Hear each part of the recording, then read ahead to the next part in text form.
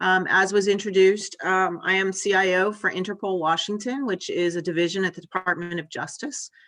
So I'm a CIO of a very small piece of a very large department. But it is not my first federal organization that I have worked for as a Fed or as a contractor. So some fun things that I can offer up and insights into how to get into the US government. There are some other Feds online, so there'll be some extra people who can offer up some ideas or information if the questions go beyond. So with that, let's go ahead and get started. Here are the topics I'm going to talk about. Why might you want to go to the US government? Where to look, how to read positions, how to apply, working for the government, and how to make the most of it. And then I've got some references, some links that'll give you some information beyond just what I've talked about. One of the things I will offer up is we'll try to make a jump over to a website, and if it doesn't work, then I'll help you read through it just virtually, but we'll see where it takes us. So looking at it at the highest level, why might you want to work for the US government? Something to think about is when you work for a federal entity, you are part of a machine that makes and executes policy, but you're not setting the strategy. And this is something that gets lost in some discussions because it's lovely to think that if you go to work for the government, that you get to do all of those things. What you have to remember is that if you go to work for an executive agency, you are working for the president, and the president sets the strategy, and then that filters down to your organization. I'll talk a little bit on a future slide about the government versus politics and why they're different. And it's one of the mindsets that you have to prepare yourself for when you look at positions in this environment. Another part of it is when you go there, things do not happen quickly when you come to join an agency. And there are a number of reasons for this, some deliberate and some incidental. Things move very, very slowly. And the metaphor we use regularly is that an airline or an aircraft carrier, it moves very slowly. You can't turn it quickly because if you did, it would collapse. So if you want to do a U-turn or redirect, you have to just very slowly make an adjustment, and it's incremental and it's very difficult to notice. This can be really frustrating if you come out of private sector, because when you're in private sector, things can move a lot more quickly. In the government, it doesn't, and it's something to keep in mind when you're in the government. Another thing that gets lost is that even though I'm talking about the US government, there really is an international purview. You can go just about any place in the world and there's a US government presence. Now, Department of Defense and Department of State are the most obvious, but don't forget that USDA has its own foreign service. So there are opportunities that you're not realizing. Peace Corps is another one. So if you want to look international, if you want to look in the government, you get to really look throughout the whole world, and it comes down to what's interesting to you. Another part of this, truly, however you want to look at the world, we are one of the largest and most influential governments in the world. And whatever happens in the United States has a direct impact on large segments of the rest of the world, good, bad, ugly, and different, but something to keep in mind. And all of these are appealing factors to working in the government. I will admit an aircraft carrier moving slowly is not always desirable, but there are reasons for doing it and making sure that there's a process and a methodology for what we do. Just a side note, if anyone has questions, feel free to raise your hand and we can pop in, or at the very end, we can have a little bit more of a discussion. I can tend to talk, just keep going. So stop me if you need to. All right, so big question, where do you look for jobs? If you want to work for the US government, the #1 place to go is usajobs.gov. It used to be you could go to each individual department and they would have their own, but USA Jobs is an effort by the government to centralize all of the hiring. Now I've included an extra link here because there are some unique hiring paths like the web link says, for students, internships or recent graduates. And these are positions that are aimed directly at that population. You do have to go look for those positions though. And that leads me to using the search function. So we'll go to USA Jobs in a minute, but when you look at the USA Jobs, you can set up searches, and you can set up searches that will search for you and send you an alert. I recommend setting up several because, as we'll see in a moment, there are a number of ways of looking at positions. You can look at it geographically, you can look at it by job category, and you'll have to do a little research, play with the searches to understand what results you're going to get. Use some general terms, use more specific. But once you have an idea of what you're looking for, you set up a permanent search. And like I said, it will tell you when a position posts that meets your criteria. For those people with disabilities, there is something called a Schedule A position. This allows you to be hired outside the normal process. And if you go to these two websites, the OPM website will give you the policies, and WRP is, I'm not exactly sure, it's analogous to USA Jobs, but it's focused on people who have a documented disability. And for those people who think in terms of, I want to say extreme disabilities, there's a wide range. All you need is a physician who's willing to validate that you do have some sort of disability. But it's worth looking into because it makes things a lot easier. All right, OPM, Office of Personnel Management. I worked there for a while. It is the organization that's basically the HR office for the entire federal government. So if you go to their website, there's an amazing amount of information.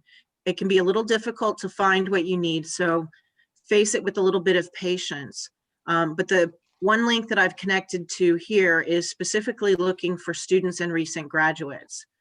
You have to read the description of the programs carefully and make sure that you hit all the criteria. But there are some interesting options. And like I said, that's the internship type opportunities. And there's something else called pathways. And we'll get into that in just a moment. So let me stop sharing and then redo to get to the website, which will take just a moment. And there we go. So this one, not so big, but this is what USA Jobs looks like. And this is what a posting. So it gives you some really obvious things here up at the top. A recent grad, IT specialist. This 2210 tells you that it's an IT category. And I'll show you some more about that in just a moment. This 1-2 tells you what grade it is. And ZP is the hiring mechanism. So Department of Commerce, at NOAA, National Oceanic and Atmospheric Administration, uses a ZP classification, and this is level 1-2, which tells you it's very basic, very intro. There's another word I'm looking for. Entry level would be what I'm looking for. Okay, so that's something that you'll see straight away. Here in this overview section, it tells you the dates that this post is open. That means those are the dates that you have to submit your package, your resume. It tells you what the salary range is. Now, we'll talk a little bit about this in a moment. There are grades within, there are steps within your grade. So if you are a ZP1, there will be grades or steps within your grade. And that way you stay a ZP1 and you get paid a different amount for each step. So you start as a 1-1 and then you move up the scale. And that's why there's this very large delta in the salary. Okay. You find out they're looking for recent graduates and full-time status. But then when you look over here to the right, it's got even more information about this job is open to, And then it gives better description down here of what the timeline. So you have to be within 2 years of whenever you graduated. So you're looking at all of these pieces to fill in the blanks about whether this position is appropriate for you. The next bit here is positions in Silver Spring, Maryland. So that's right outside of Washington, D.C. And there's no relocation expenses reimbursed. So that means you're on your own to move down here. If you get a higher level position, sometimes reimbursement is available for relocation, but not always. All right, so I'm going to skip over to this tab, and this tab is helping you with your just a search. So you put in keywords and your location. Your location here, I'm going to tell you, is this is where you want to play around some, because if you just put in Washington, D.C., you may not find all the positions in Virginia or Maryland. And you have to remember that Greater District of Columbia includes both Maryland and Virginia. So you have to keep that in mind. That makes sense? All right. Filters. Here's another piece to the puzzle. When you're looking, open to all in the public. So anybody can apply for those positions. But you go to this set where it has federal employees and these different categories. Those are limited to people who fall into that category. So you need to understand what each of those is. So if you're starting from scratch, you've never been a federal employee, you've got to go to this open to the public. If you're an existing federal employee, you can look in these categories here. Internal to an agency, if you're not in the agency, don't go there. Accepted service has some very specific categories. Career transition, this is usually when people have been, somehow they lose their position as a federal employee. That puts them at the top of the list for getting the next position. Another set of categories that is interesting is veterans. That's familiar. Anyone who's done any job hunting, you know that veterans generally line up at the top of the list, but it's also available to military spouses. So if you end up as a spouse of a military, the idea is we want you to be able to travel with your spouse and be able to find a position wherever you go, because your job usually is the one that's left behind. And then down here, these two are probably the ones most attractive to a lot of our younger people. But then you've got senior executive positions, and the list goes on. So anything that you qualify for, and as you can see, as I hover over, it gives you the better definition. On the OPM page, there'll be even more information, and you can click the one you want. So for me, I usually do accepted service. And then you go to other filters. And you can, if you can't go unless there's relocation, if you want a specialty subset, appointment type, something like term, that means the job is only good for a certain time frame. And at the end of that time frame, you go. So for example, a friend of mine works at the Peace Corps, and the positions there are good for 5 years. And you either have to get a different position or you have to leave. And they do that on purpose to keep their staff turning over so they get new people. But also the Peace Corps is very strong on hiring Peace Corps volunteers. So they want to be sure that people don't come back and then just stay. So when I talked about earlier, play with the search criteria, this is why you want to play with them, because you want to look at what all these options are and figure out what you can actually find. So scrolling back up here, remove all filters. And we would go up here and we could put it in. Now I'm missing something. Let me, if you go into search,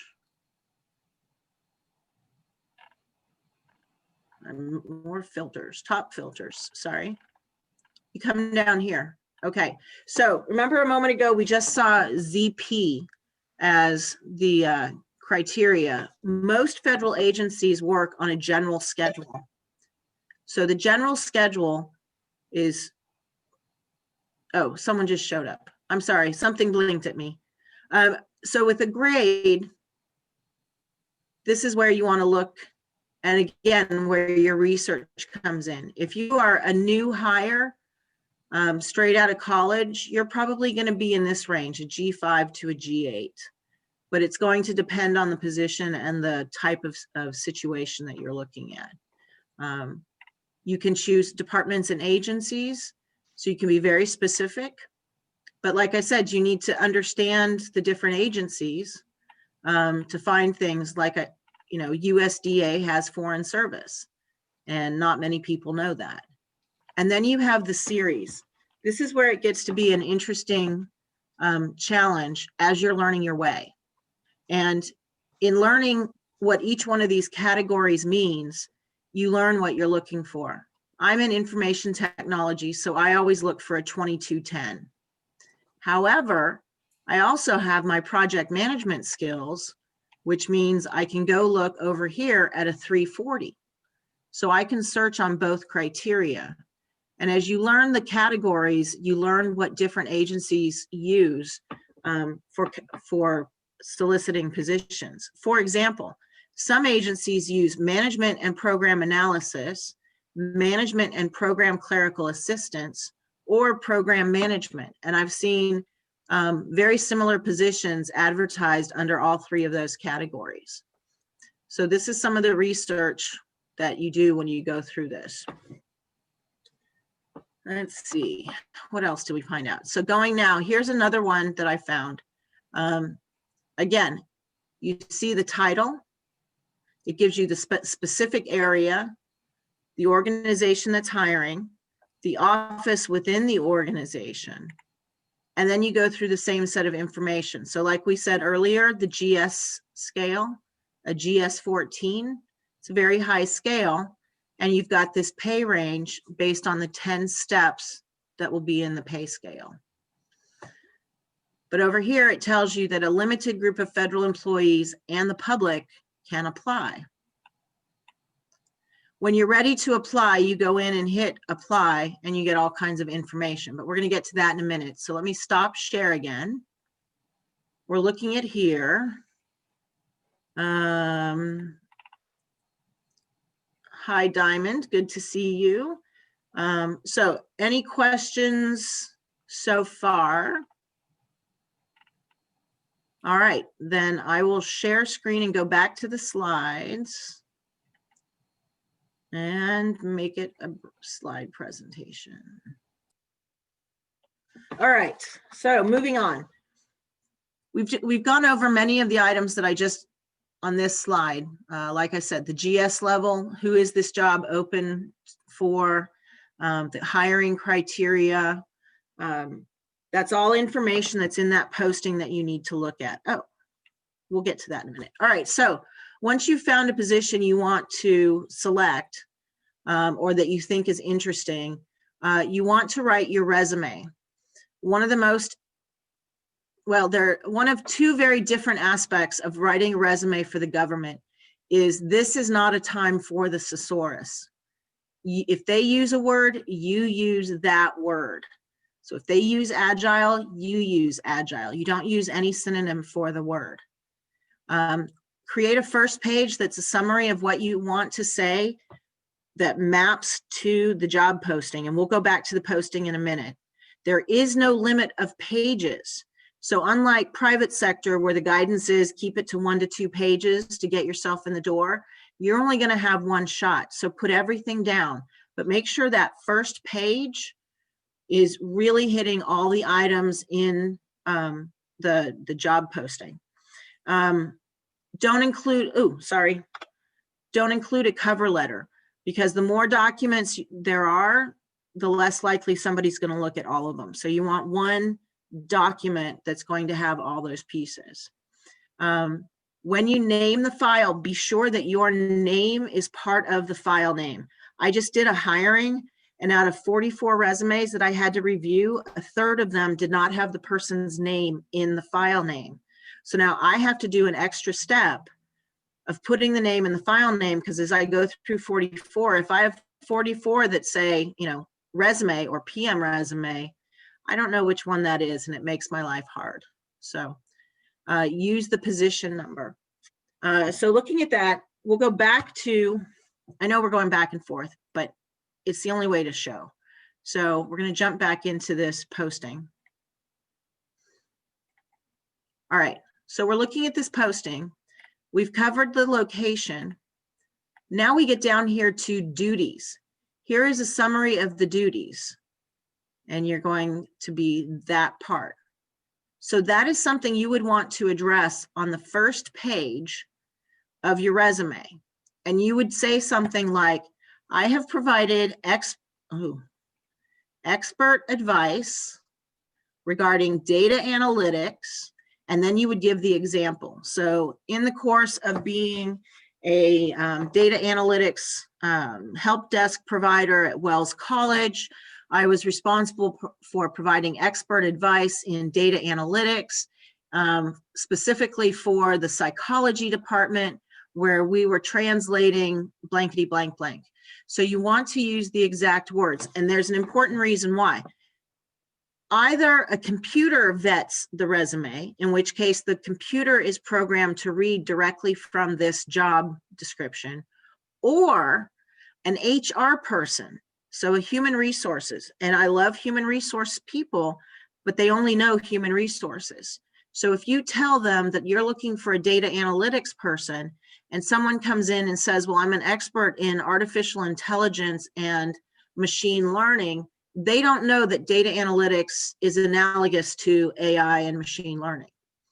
So it sounds great, but the IT person is going to be the second or third person who reads your resume. So that's why you want to make sure you hit every one of these things.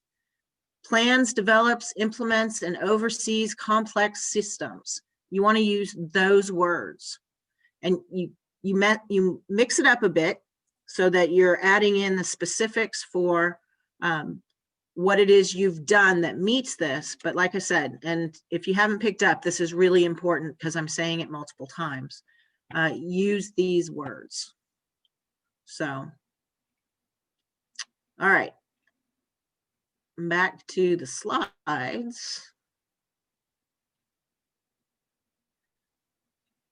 Depending on the position you have identified that interests you, they may have you take a test.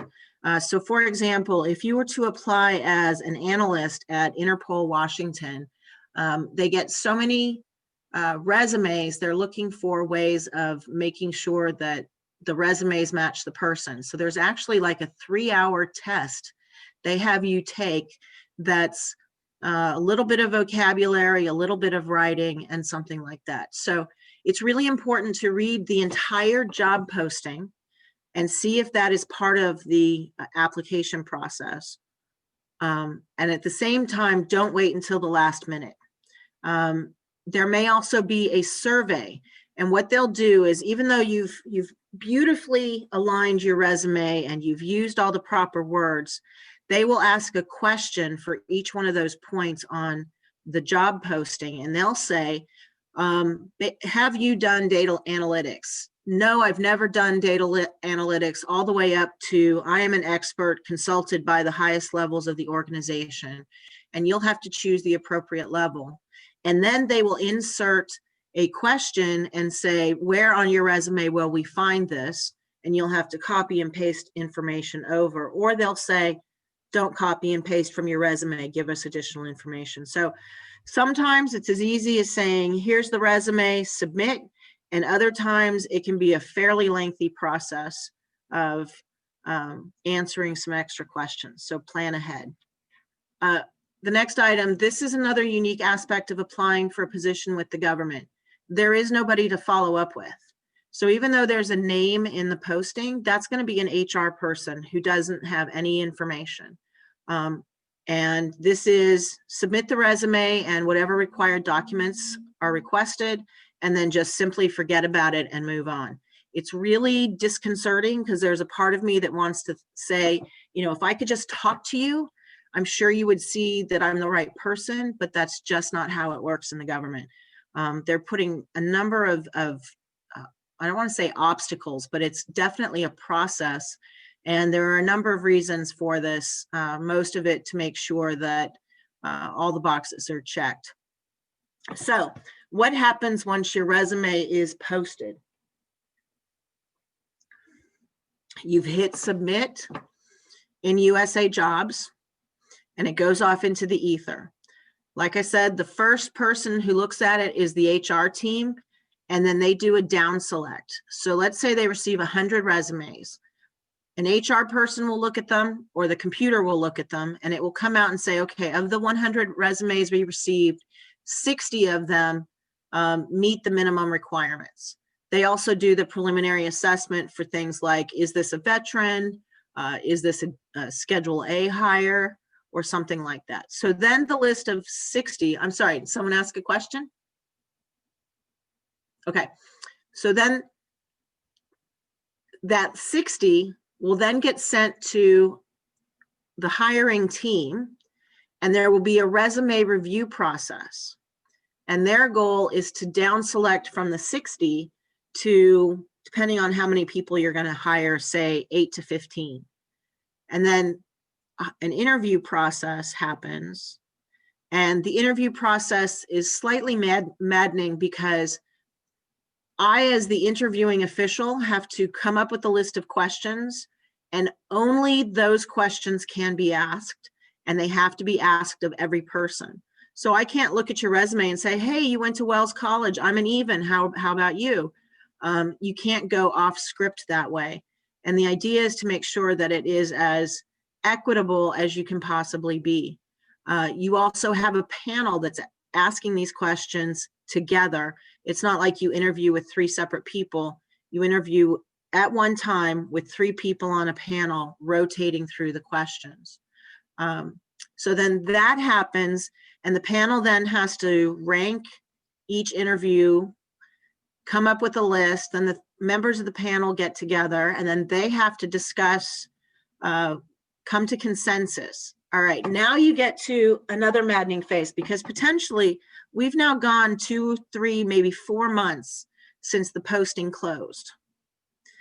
So it can be very difficult when you're a candidate, because you can get a call out of the blue and it's been several months, which is back up to the upper point, drop the resume, and then just move on, because you don't know what's going to happen. At any point in this process, the funding could be cut, the project could be cut, the person who's been coordinating the hiring effort leaves and goes to a different job. Any of those things can happen and disrupt this process. So let's say you're one of the lucky few. Your resume came in with the initial 100 all the way down, and you've been made an offer. Well, the offer is tentative. The initial offer is always tentative. And that's because it's conditional on a clearance. Now, I say clearance, and this covers a wide range of types. And in one of the links in the sources at the very end, and the slides will be made available after I make the one correction I found. If you are going in for your most basic position, it will be public trust. And that means they basically look at your record. Do you have a criminal record? They'll do a quick scan of things like social media, make sure that there's nothing that we should be worried about, and then they'll bring you in. So your tentative offer is only tentative until you've cleared the hurdles they've put in front of you. And there's usually a drug test. So for any of you who think that you've had the most boring college years, this is where that kind of pays off, because your public trust is really easy to check. There's no question marks, nothing that needs to be explained. Now, clearances in general, you have to be sponsored by the organization hiring you. So it's not like you can go get your own clearance and have it sitting on the side. You have to have, they need to have a position, bring you into it, which means if you plan to stay with the government and you have a chance to go for the higher clearance, do it. It is always a good thing. At a certain point, you can choose to step away from it, but if you have a clearance, that makes you a lot more attractive for another position than it does if you don't. Because if we say, that's great, we'd love to have you, but it takes 6 to 12 months to get your clearance processed, then the position's not filled.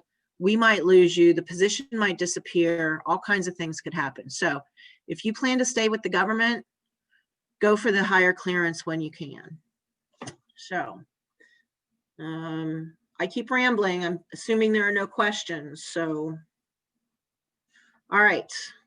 Working for the government. So you've made it all the way through this process. It is an interesting place. It is a unique world. And this number one point, it's just purely coincidence that it's happening today. Politics and government are different from a work perspective, and it's something to keep in mind. If you go in thinking you're going to do politics, you will have trouble. There are actually rules and laws that prevent politicking in the office, on the job, in the government work. So if you want to do politics, you want to look more towards Capitol Hill, more towards the legislative side of things. They're coming up with the actual laws. And then it comes over to federal agencies to make that into some sort of reality. And one of the challenges we have on a regular basis is people who come into a position and don't understand this difference.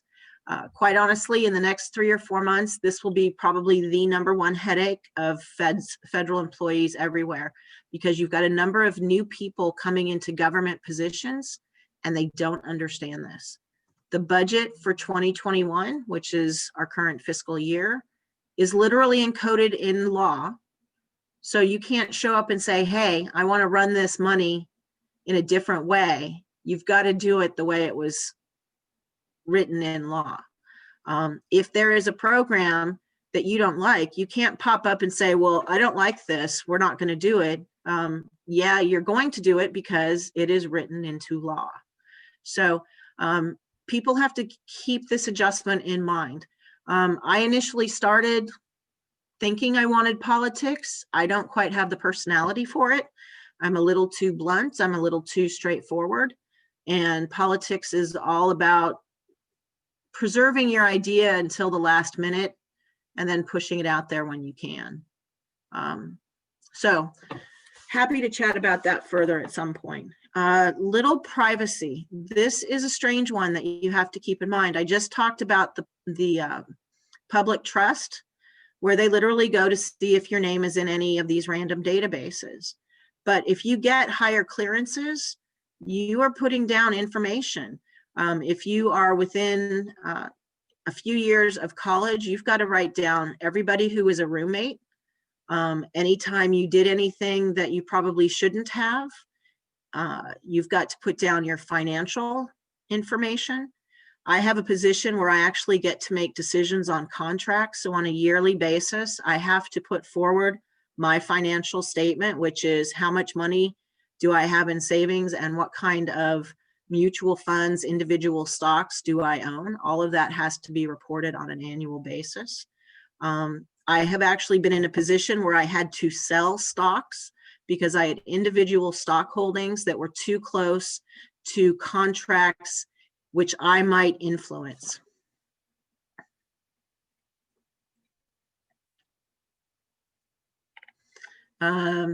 Sorry, just saw there was a chat, so put that away. It is something to keep in mind when you're making this decision. Anything criminal will pop up on this. You do end up with drug tests. So those are things to keep in mind. Another part of it, there is a law, a regulation, a policy, or guidance documents for every single thing that you do. You have no choice in a lot of these. Now, part of the fun of being in the government is figuring out what is the least that you have to do to comply with these.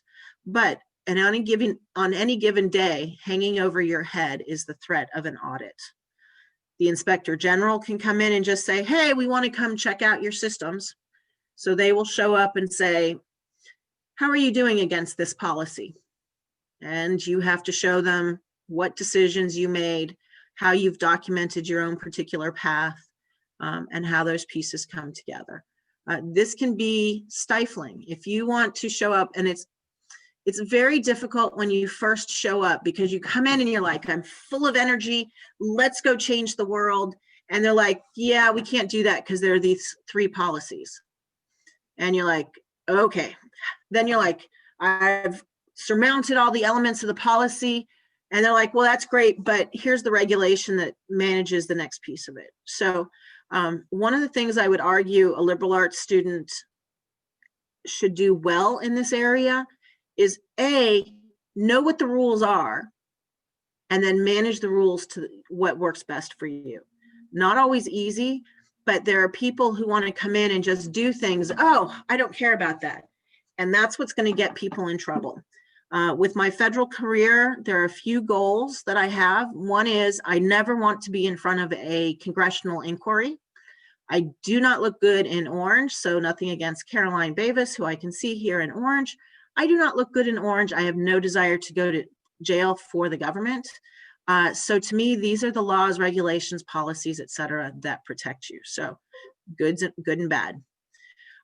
One of the challenges in the federal government is, so if you go in private sector, they're like, take any job, work really hard, and figure out the path, and you'll get promoted. So maybe you start as a receptionist, and then you do office management, and then you become a clerk in a division, and then you've sort of refined some of your skills. It doesn't work that way in the government. The position is what it is. So if you go in and you're a GS8, 343, that's great. You're only going to stay a GS8. If you want to go to a GS9, you actually have to apply for another position, going through that whole process we just went through. So one of the things you want to look for is what's called a laddered position, LADDERED. And a position will be laddered, and it will be a 7, 8, 9. And this helps you avoid that challenge of trying to get promoted by going outside through USA Jobs. But I will tell you, those positions are few and far between, and they're rarely posted on USA Jobs. So it's one of those things, once you get into the government, you want to keep your eyes open for those positions. Appropriated versus non-appropriated. So there are some federal agencies that do not receive appropriations from Congress. They are self-funded. Citizenship and Immigration Services is one of those agencies. So they charge their customers. And if you go in and you want a green card or citizenship, you work permits, you pay. And that is the funding that allows that agency to work. On the other hand, at Interpol, we get appropriated funds, which means we go through a budget process every year for 2 years out. So right now we're about to start our fiscal year 23 budget submission preparation, and it goes to Congress. And if you're lucky, Congress passes a budget, and then your funding comes to you. And there are pros and cons to both of them. So for example, you've heard about government shutdown when the Congress couldn't put together a budget. If you're in an appropriated agency, you could be told you're staying at home. And even though we always have been paid, there's always kind of a risk that you won't be. On the flip side, an organization like Citizenship and Immigration Services that went through 6 months of no customer interaction, they had no money for 6 months, and they were on the verge of laying off people because they had no revenue. Now, Congress came through for them, but it is a definite decision as you take a step forward. Non-appropriated entities sometimes can have a little more flexibility because they don't have to play by the same congressional rules, but that's iffy. The next one.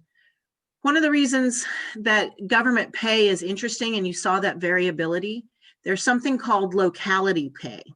So if you took my position and you moved me to Kansas City, I would lose part of my paycheck because I would no longer get a plus up for living in Washington, D.C.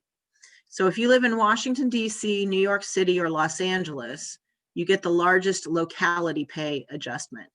And that's just reflecting that it costs more money to be in those locations than it does to be in other locations. One of the efforts that was attempted a couple of years ago, really, you could argue that there is too much activity located in Washington, D.C. And the end result is you get some siloed thinking because you're not actually in touch with your customers. You get a little more focused on nurturing the up path instead of the down path, meaning the people that you interact with. So there's a reason to spread out. But when you're looking at your pay, this is one of those things to look at. And there are some pay tables you can go to, and it will show you what the difference is.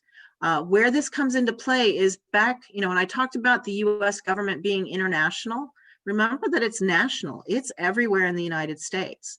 And so while it's, somewhat seductive to come to Washington, D.C. and all the drama and joy and fury that is here, US government is everywhere. And sometimes it might be easier to find a place not in Washington, start there, and then make your way into DC. So an alternate path. The final thing I'll add is really one of the perks of working for the government is it still has a pension, which means when you retire, which not everybody thinks about, but when you retire, you get a retirement paycheck. You also have TSP, which is the equivalent of a 401k, but the pension is very nice. You also have very generous leave. So I think it's after 15 years, you earn 8 hours of leave for every 2-week period. So do the math, that's a lot of vacation. And while you don't always get to use it all, it is kind of nice to have, and it does make it difficult to leave. To me, this item, I call it the golden handcuffs. It is an argument for staying with the government until you meet certain milestones. And that's part of the retirement calculation that I have in my head. There is always talk of getting rid of the pension for incoming federal employees, but so far they haven't been able to make that work. So definitely have that in mind when you look to come in. And I would argue these two items come into play because early on, the government probably pays a better paycheck than a lot of your entry-level positions. But when you get to an upper level, if I were to compare what I make with what my counterpart makes in private sector, it's definitely lacking. But then I look at, I've got the leave, I've got the pension, and those are powerful things. I'm a single woman, so the pension is important. My family, we live to be 100. I don't plan to work until I'm 100, so I need to have that part of my calculation. And then it's kind of fun to have the leave when I need it and do things, as a board of trustee member for Wells College and be able to take off 2 days to take care of those duties, or an extra day or two when I actually get to go to Aurora. So these are just some things to keep in mind as you look at it and make your calculation. All right, so the next one is how to make the most of it. So you've done the work, you've gotten into a federal job. It may not be the job you want, may not be the one that's going to get you where you're going to go, but it's always going to look good on your resume. You'll probably get a good story out of it. So for example, my first federal job, I was an elevator operator at the US Capitol working on the Senate side. And I started with tourists and I worked my way all the way up to the senator's only elevator. So, didn't really help in my personal development towards my career, but I've got some great stories. Like I got to meet Muhammad Ali and Joe Biden. I have his autograph because he was a senator at the time. I have all 100 senators plus the chaplain plus the vice president at the time. Not everybody can say that. And if you go to Capitol Hill and work for one member of Congress, you might get one circle, but you may not get all of them. And, Senator Rockefeller and I talked about books, and John Glenn, I read The Right Stuff when he was there and asked him how true it was. And he said, don't believe everything you read. So there's some real good stuff that can come out of some of these jobs. You just have to make the most of it. And along those lines, I would say is training. There is an amazing amount of free training available to people with a .gov email. And so if you get into one of these positions, do all the training you can possibly do. It's something that fairly easy. Most of it's online. A lot of it is free. So your bosses really can't mind if you do it off hours. Earn your certificates. And this I'm not going to go into, that's a whole other discussion, but there are federal PM certificates, contract management, financial management. And once you get those certificates, that gives you just one more thing on your resume that makes you attractive as you look to move to something else. The other thing, vendor visits. Oh my God, I love vendors. Well, first of all, everything I say is hilariously funny or brilliant, and I just capture the essence. So it's on one hand very good for the ego. The other hand, though, this is an excellent way to find out what's out there in the world, and whether it's technology or contract support or staffing. In normal times, they usually have some good social events, so it's a good way to meet people and do some networking. But you also can learn some amazing things. I know a number of people who've been able to make that jump into private sector through these vendor visits. The adventure. It's very cool to say some of these stories, to be in DC and talk about marches or something that's happening. Where were you? To know what it's like inside some of the buildings. Some of these buildings are incredibly beautiful. And once upon a time, anybody could just walk into any government building and see the public spaces. And now it doesn't work that way, but you will have a badge that gets you in. I had a badge with DHS, and I got to go in the short line at the airport. And man, that got me some major cred points with my nephew when he came to visit, because we got to bypass some lines. So there are some definite wow factors to this. Another thing to do is take advantage of the people you meet. The networking is not like it would be in private sector, because these are people who probably can't get you a job, but they're going to fill you in on some things like, oh, did you know there's a party over here that you can go to, or that USDA has foreign service, or if you have this certificate, this will be beneficial. Talk to people. This is partially where a Wells network comes into play. There's a number of us on both the public and the private sector who are in the space. Talking to people on a mentor-mentee type relationship, and just saying, hey, can I get 15 minutes with you and see what, have 3 questions. How did you get to where you are? Would you do it again? And what suggestion do you have for me that I should be looking at? And, you go into that kind of thing. This next one's an interesting one. So when I started in the elevators, we actually worked for the architect of the Capitol. And I had this guy, and, being all of 23, he seemed older than dirt, which means he was probably like the age I am now. But he's like, do not cash in your pension. He said, people come, they work a year, they maybe work 2 years, and then they go off and do other things, and they cash in their pension. And what that means is it gives you the cash value of the pension. Now think about it. If you are 40 years away from retirement, the cash value of your pension is like a dime on the dollar, 10 cents on the dollar kind of thing. So you're taking out a few $100s. Now, if you have to, you have to, but if you have the choice, don't do it. Because if you leave it there, it's a placeholder and marks your time in federal service.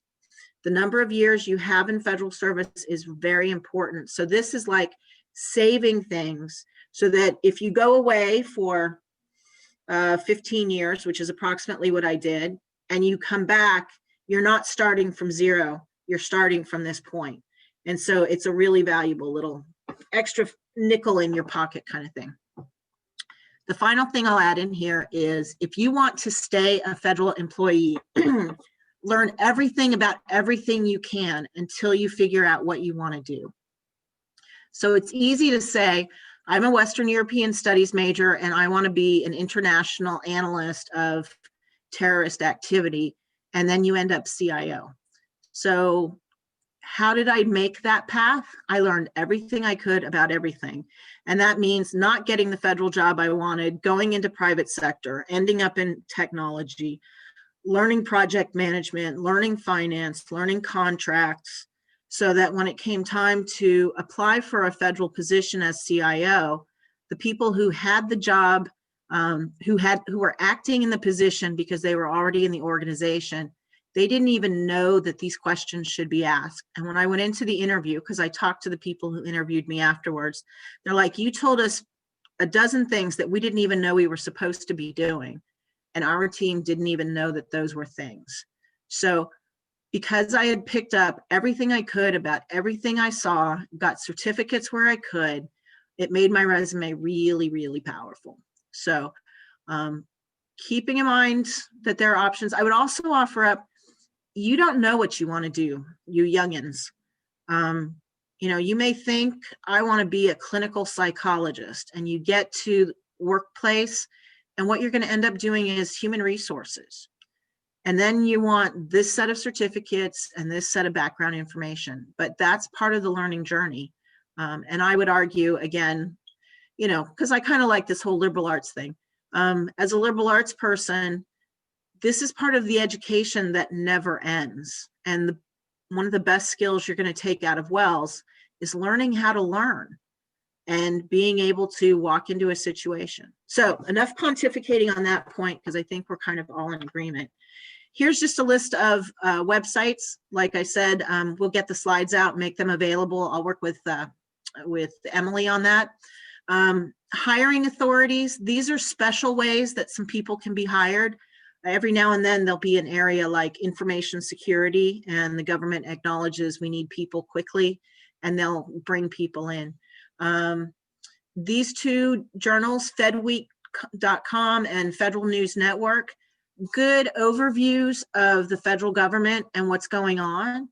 Also generally has a jobs page, which will tell you hiring trends, new information. If you have an area of interest, obviously for me, it's technology. They've all got a technology page. We talked about series and grades. So this is more information about that. Federal jobs is specifically about hiring. This one I found interesting on USA Jobs. It's linking by college major to federal jobs. So as you do your research in USA Jobs, that will help you understand maybe some connections and maybe put some things in context that are new to you. The federal pay, we were talking about base pay and locality pay. And then background checks and security, this is more information. And the bottom page, DCSA is the organization at DOD that manages background checks. So that is the end of what I have prepared. Stopping sharing, coming back. See, we've got some people here offering up their years. I'm not even going to comment on how young that group is. If anybody has any questions, I guess raise your hand or put something in chat or speak up. Say, Heather, this is Randy. Randy. Thank you. I think that was very helpful and very interesting. I don't want to be a wet blanket, but I'll share the only thing that I know about federal employment, because I was only a federal employee for one summer in 1975, which is, back in the Stone Age. And I couldn't stand it, but that's another story. But that's another story. A good friend of mine, his daughter works in an employment agency in Washington, D.C., and their rule is that anyone who has worked for the federal government, they do not place in private sector jobs. It's a one-way street as far as they're concerned. Now, I'm sure that I know of people that have gone from the federal government or from state governments to private sector jobs, but I think that's much the exception rather than the rule. And it's just a whole different mindset. In the private sector, profit-driven, it's just a whole nother thing. So my only suggestion, for what it's worth, and I'm no expert, but if I were young, I would think long and hard before committing myself to federal employment, because it's kind of a one-way street. And if you get there and you find out you really don't like it, you get too far down that road and you may be stuck there. And that's a good point. And there are several of us who kind of want to go back and forth between the two. You go into private sector, you figure out what the latest trends are. see some activities, understand the technology in my case, and then turn around and go back into public sector and bring the lessons with you. And like you said, it's increasingly difficult, and there are a couple of reasons. One, and I forgot the name already, I'm sorry, but the Northrop Grumman person, it would be very difficult for me to go to Northrop Grumman because Northrop Grumman would want my contacts at Department of Justice, but I'm not allowed to use any of my contacts or knowledge of Department of Justice to help my new partner until I get to a time when I'm almost not of any value any longer. So it's a very interesting back and forth. Hi, this is LB, Linda Bogacek. Hi, thank you. If I could That's who just you are. comment on that. Our company, Northrop Grumman certainly does work very closely with people who retire from the federal government, who want to switch careers. And it's very true. If you come, for example, we had a CIO from State Department that came over to us, and there is a 1-year waiting period. However, the experience and expertise that federal government employees bring to the private sector are very much valued. Everything from contracts knowledge, finance knowledge, how the federal government works, insights into structures, just the ability to make contacts and provide us with a lot of very valuable information. So from the perspective of a government contractor, at the highest level, we always have welcomed federal employees. Yeah. So when I go back to looking at the retirement milestones, so without thinking about it too much, because I still find it a little scary, but I'm 4 years away from my first retirement milestone. And at that point, part of my discussion would be, do I stay in the government or do I make the jump to private sector? And like Linda said, there's some skills I can bring while we're protecting the 1 year the 1 year moratorium, and at the same time look to maximize my income and all that kind of stuff. So there are some interesting discussions to have. And the other part that people forget, there are a number of, it's not all big companies like Northrop Grumman. There are smaller companies as well. So yeah, interesting times. Yeah, and if I could just comment on your presentation, Heather, everything literally from start to finish on this presentation as a longtime Washington insider has been super on point. So for all of you who are listening to this presentation today, this has been a fabulous presentation. Thank you, Linda. We'll have to go for cocktails when we can do that. 4 Ps.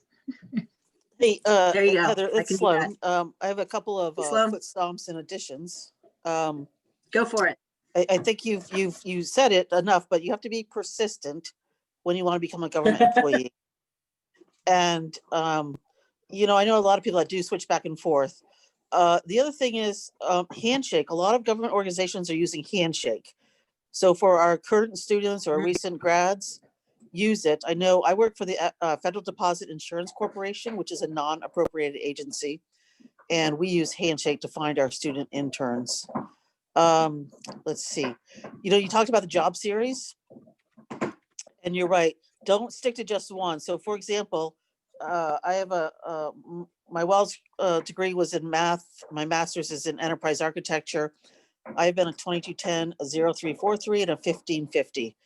So don't limit yourself to just one series.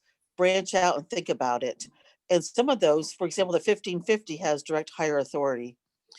Let's see. The other thing, two more points to foot stomp for you is GS is the predominant grade or series, but there are others: CG, CC, NH, etc. So when you see one, just if you become familiar with the GS job series or whatever, there are tables out there, if you Google them, to help you cross-reference. So for example, an NH04 is equivalent to a GS15. And then the other thing I'll tell you is, it took me less time to become a civilian to a Marine Corps civilian So, sorry, regular to a Marine Corps civilian. Then took me to go from the Marine Corps to the Air Force, and then the Air Force, to the Federal Deposit Insurance Corporation. So be patient, be really, really patient. It's, I've only been a civilian for 11 years now. And I worked for MITRE, which is a federally funded research and development corporation. So it's a nonprofit, it's pseudo government, is what they say. I've also worked for some of the Beltway bandits. There are pros and cons, but I think by far the pros of being a government employee outweigh the cons. So anyway, that's what I have to say. And if anyone needs to contact me, I stand by to help. So just as a side note, what I actually do to put it into perspective, it's easy to get lost. I keep computers working, and I oversee a team that manages this. So we have 200 international partners, and then we have 18,000 domestic partners. And if any of the international partners want to play with any of the domestic partners, we are the mechanism used to connect those. And it can be as dramatic as we missed the guy in Tangiers at the airport and he's headed to Miami. Can you pick him up? To let's look at Whitey Bulger, who was on our books for 50 years. And we finally got to close his record in the last, year when he died. So it can be a wide variety. We do analysis to say, is this person who crossed the border at the southwest border, is this really just your honest wage laborer who wants to come to the United States and work from Honduras? Or is this a terrorist who is taking advantage of certain coloration? And we need to get information to the border like fingerprints and facial stuff. So a very interesting combination of things. And there are days where you just have to wonder. And then there are days where we get a story that someone in Australia was playing a video game and was in the chat room and saw somebody threaten to kill themselves and contacted their police, who contacted Interpol, who contacted the United States, because that's where the gaming company is, and they track the IP, and they have literally knocked on the door as someone was about to do something damaging to themselves. And that's a day when you say, all right, keeping the computers working, there's something more than just bits and bytes and lights. So it's a fun thing. Anyway, Carolyn, nice to see you. We'll tell Megan that that you were here. Yes, thank you. Nice to see you as well. Thank you so much for this presentation. It was really insightful. I'm glad you enjoyed it. I'm Anybody here. with questions? Hi, Meg. Hey, how are you? I'm good. How are you? Peachy. Well, good. Glad to hear it. Good job. Thank you. Anybody else? Well, then I Just turn a it over. little- This is, Go ahead. I was just going to say, this is Linda again. One of the things that I encounter a lot, because I am also in the IT and the IT security as well as the intelligence area, is I'm desperate for people who can write. So in your studies, please continue to work on your writing, whether it's an English class, a history class, a psychology class, but it's tough to find good writers. Also, I have the good fortune to have a propensity towards speaking languages. At this point, I'm up to about 6 languages. So don't ever hesitate to continue your Spanish, your French, your Italian, your Arabic, your Portuguese, whatever you can do. I truly encourage this. Yeah. And I would agree with the writing 100%. And part of the downside of being a good writer is that you end up doing more writing than you should. But on the other hand, it saves you having to edit somebody else's. So. All right, then Emily, I turn it over to you. Awesome. Well, thank you so much. That was great. I mean, lots of really thorough information. And I think having the recording and the presentation available will make it that much better in case someone wasn't able to write quickly enough, because there was a lot of good stuff from there. So my promise is always to try to get that wrapped up by the end of the week. But if nobody else has any questions, thank you again, Heather, so much. That was awesome. My And pleasure. yeah, if you have any follow-up questions, my email address was in with the email to students, and it's also on the alumni and alumni site as well. So anyone who has follow-up or would like to ask any questions, let me know, and Heather and I can chat about it. There we go. And I'll make a couple of changes to the slides and get those out to you tomorrow. Okay. Diamond, you're welcome. Rachel, you're welcome. Erin, you're welcome. So, all right. Well, you guys have a lovely evening. Thank you, Heather. Look Bye. forward to chatting with you Thank again. you. Thank you. Bye, everyone. Bye, Deb. Bye, everybody. Bye.